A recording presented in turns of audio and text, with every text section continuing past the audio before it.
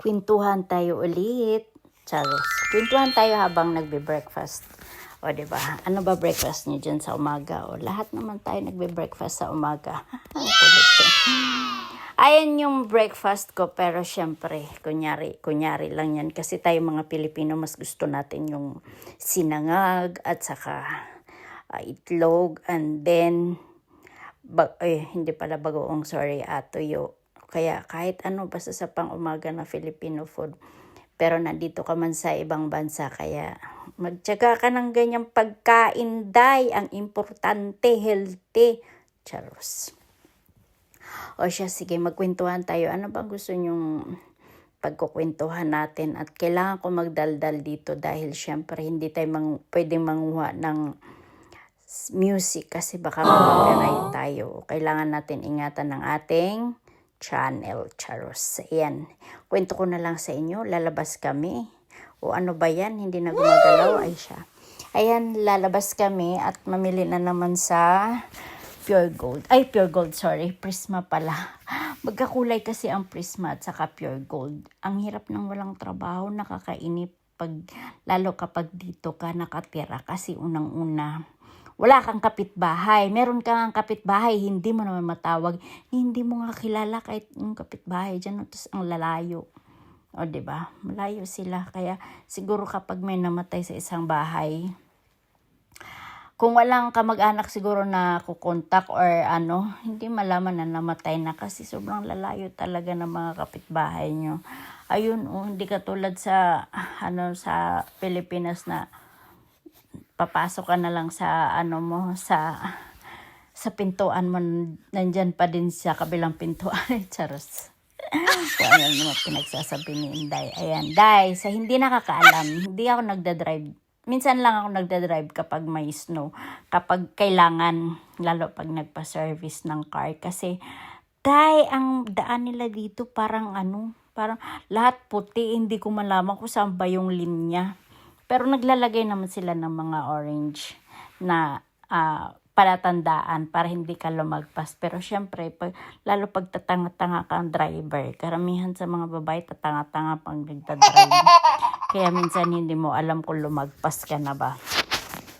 O ayan si Inday, naglalakad lang sila talaga kasi kailangan mo dito lumabas kapag wala kang ginagawa sa bahay kasi day kapag nasa loob lang kayo ng bahay day ang mga ugat day wag mong alagaan, kailangan mong iunat-unat ang imong mga ugat para hindi ka magkasakit kasi lalo na kapag matanda na kayo pareho.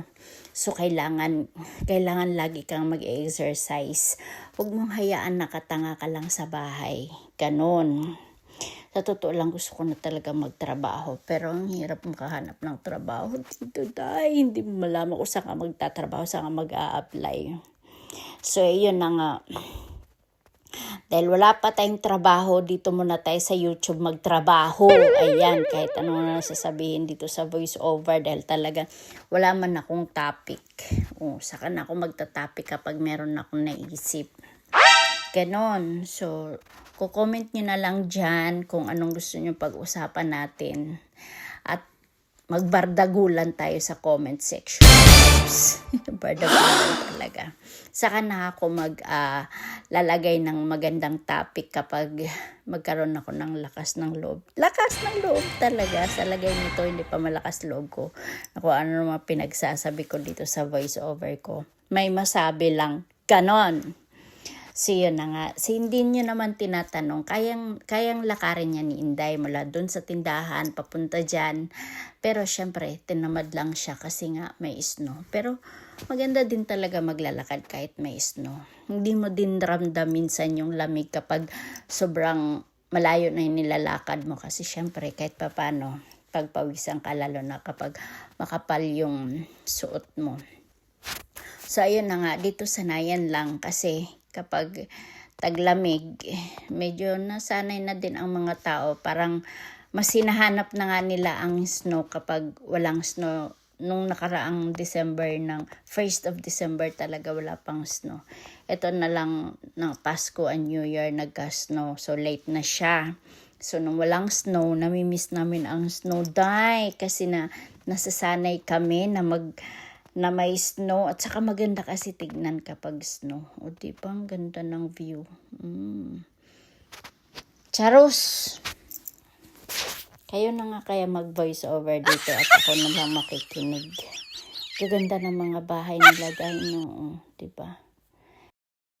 Kaya saludo ako sa mga sa mga vlogger diyan na simula pa noon hanggang ngayon, talagang ang tiyaga nila. Ang sa bagay kasi hindi rin naman sila magtsatsaga kung hindi sila kumikita ng mga $1 million. $1 million talaga. Ay, sana lahat Mr. Beast.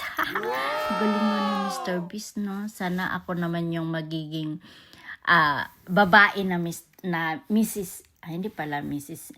Mrs. Beast. Ambisyosong palaka. Hindi. Ito na nga. Ito talaga dito. Sa mga hindi nakakaalam.